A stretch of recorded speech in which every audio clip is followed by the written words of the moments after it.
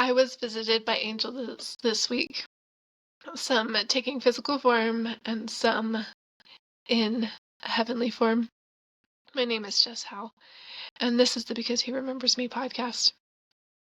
I became so stressed and so overwhelmed with so many things that I have to do. And that's why I haven't been posting as often as I would like. But through this, I have found myself being so stressed and listing off all the things that I have to do that some days I feel paralyzed. And usually what happens when I say to Heavenly Father, you know what, I just can't do this, his response is, yes, you can. Yes, you can. And then we push through and we figure it out, and then things are just fine. But this week, his response was, you know what, this is a little too much for you. I'm going to send people to help you. And I'm so grateful for that. That is not usually what happens, I feel like, in my life. The response, Heavenly Father is always trying to teach me to be independent. But this week he sent my mother, which meant so much to me. And he sent other friends who reached out to me at perfect moments to help me. And I couldn't deny their angel influence in my life. But I've also felt the hand of angels from the other side of the veil. People who have passed on. I found this quote from Elder Holland that says, in the gospel of Jesus Christ, you can have help from both sides of the veil, and you must never forget that. When disappointments and discouragement strike, and they will, you remember and never forget that if our eyes could be open, we would see horses and chariots of fire as far as the eye can see,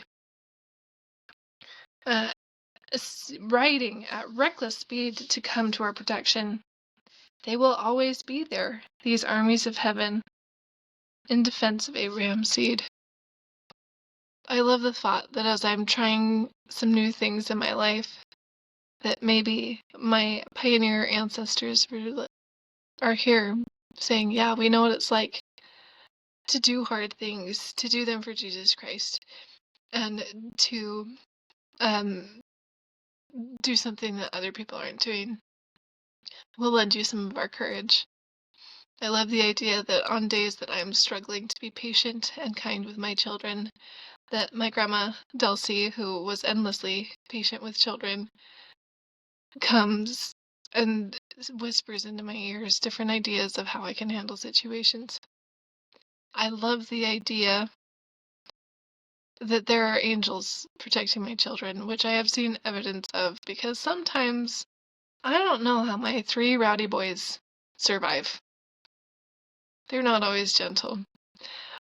But I know and can testify that angels are literal, both in the world around us and beyond the veil. I hope that you have the opportunity to see more of those angels in your life. I heard Wendy Watson Nelson promise that if we asked for those angels, that they would come to send the power of angels. And I believe that.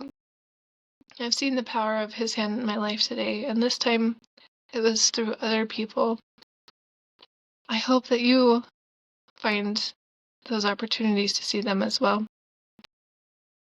I promise that as you seek him, you will find him. So until next time, happy seeking.